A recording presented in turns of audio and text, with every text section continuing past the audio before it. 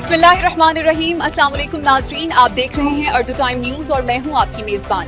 آئیے بڑھتے ہیں آج کی اہم خبروں کی جانب۔ سب سے پہلے بات کرتے ہیں جنوبی وزیرستان کی، جہاں ایک افسوسناک دھماکے کے نتیجے میں 3 افراد جان کی بازی ہار گئے۔ ابتدائی اطلاعات کے مطابق دھماکہ ایک مصروف علاقے میں ہوا، جس کے بعد سیکیورٹی فورسز اور ریسکیو ٹیمیں فوری طور پر موقع پر پہنچ گئیں۔ زخمیوں کو قریبی اسپتال منتقل کیا گیا، جبکہ علاقے کو گھیرے میں لے کر تحقیقات شروع کر دی گئی ہیں۔ حکام کا کہنا ہے کہ دھماکے کی نوعیت جاننے کے لیے شواہد اکٹھے کیے جا رہے ہیں۔ ادھر کراچی میں کوکین سپلائی نیٹ ورک سے متعلق اہم انکشافات سامنے آئے ہیں۔ قانون نافذ کرنے والے اداروں نے کارروائی کرتے ہوئے ایسے گروہ کے بارے میں معلومات حاصل کی ہیں جو مبینہ طور پر بڑے پیمانے پر منشیات کی سپلائی میں ملوث تھا۔ ذرائع کے مطابق اس نیٹ ورک کے رابطے بیرونی ملک تک موجود ہونے کا انکشاف بھی ہوا ہے، جبکہ مزید گرفتاریوں کے لیے چھاپی ماری جا رہی ہیں۔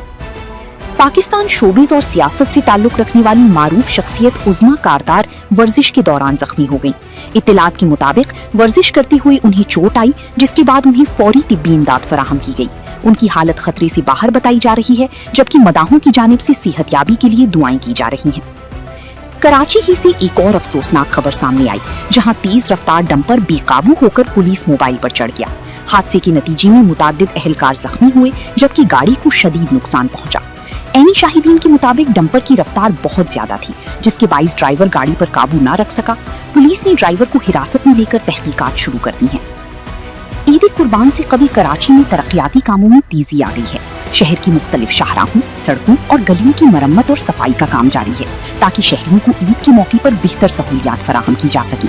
انتظامیہ کا کہنا ہے کہ تمام منصوبے جلد مکمل کرنے کی کوشش کی جا رہی ہے۔ بین الاقوامی خبروں میں ایران نے متحدہ عرب امارات کو سخت پیغام دیتے ہوئے بعض علاقائی معاملات پر اپنے تحفظات کا اظہار کیا ہے۔ ایرانی حکام کا کہنا ہے کہ خطے میں بعض اقدامات کشیدگی میں اضافے کا سبب بن سکتے ہیں۔ اس بیان کے بعد سیاسی حلقوں میں نئی بحث شروع ہو گئی ہے۔ غزہ جنگ کے حوالے سے صورتحال مزید سنگین ہوتی جا رہی ہے۔ اسرائیلی حکام کی جانب سے مختلف دعوے کیے جا رہے ہیں، جبکہ دوسری جانب انسانی بحران شدت اختیار کرتا جا رہا ہے۔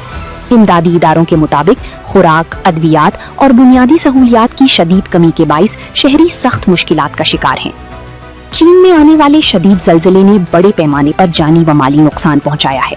متعدد عمارتیں متاثر ہوئیں، جبکہ ریسکیو ٹیمیں ملبے تنے دبے افراد کو نکالنے میں مصروف ہیں۔ حکام کے مطابق زلزلے کے بعد آفٹر شاکس کا سلسلہ بھی جاری ہے، جس کے باعث شہری خوف و ہراس میں مبتلا ہیں۔ ایپسٹین اسکینڈل میں ایک نئی پیش رفت سامنے آئی ہے، جہاں فرانس میں مزید خواتین سامنے آ گئی ہیں۔ ان خواتین نے اہم دعوے کرتے ہوئے تحقیقات میں شامل ہونے کا فیصلہ کیا ہے۔ عالمی میڈیا اس معاملے کو انتہائی اہم قرار دے رہا ہے، کیونکہ اس اسکینڈل سے کئی بااثر شخصیات کے نام جڑے ہوئے ہیں۔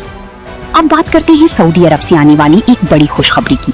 سعودی حکام کی جانب سے غیر ملکی ورکرز کے لیے اہم سہولیات اور آسانیوں کا اعلان کیا گیا ہے۔ نئی پالیسیوں کے تحت ورک پرمٹ اور اقامہ سے متعلق بعض معاملات میں آسانی پیدا ہونے کی امید ظاہر کی جا رہی ہے، جس سے لاکھوں غیر ملکی کارکن فائدہ اٹھا سکتے ہیں۔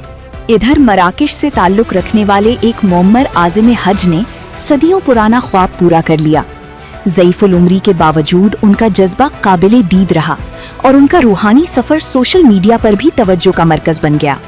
لوگ ان کے عزم اور محبت عبادت کو خوب سراہ رہے ہیں۔ کرکٹ کی دنیا سے خبر یہ ہے کہ سابق انگلش کپتان مائیکل وان نے انگلش کرکٹ بورڈ پر سخت تنقید کی ہے۔ انہوں نے ٹیم کی کارکردگی اور بعض فیصلوں پر سوالات اٹھاتے ہوئے کہا کہ کرکٹ کے نظام میں بہتری کی ضرورت ہے۔ سلہٹ ٹیسٹ کے تیسرے روز بنگلہ دیش کی بیٹنگ جاری ہے، جبکہ پاکستان ٹیم دباؤ کا شکار دکھائی دے رہی ہے۔ بنگلہ دیشی بیٹرز نے محتاط انداز میں کھیلتے ہوئے اسکور کو آگے بڑھایا، جبکہ پاکستانی بولرز وکٹ حاصل کرنے کے لیے مسلسل کوشش کر رہے ہیں۔ شائقین کرکٹ کی نظریں اس اہم مقابلے پر جمی ہوئی ہیں۔ بالی ووڈ سٹار سلمان خان کا ایک جذباتی اشارہ سوشل میڈیا پر نئی بحث کا سبب بن گیا ہے۔ مداح مختلف اندازوں اور تبصروں میں مصروف ہیں، جبکہ سوشل میڈیا پر اس معاملے پر ہزاروں پوسٹ شیئر کی جا رہی ہیں۔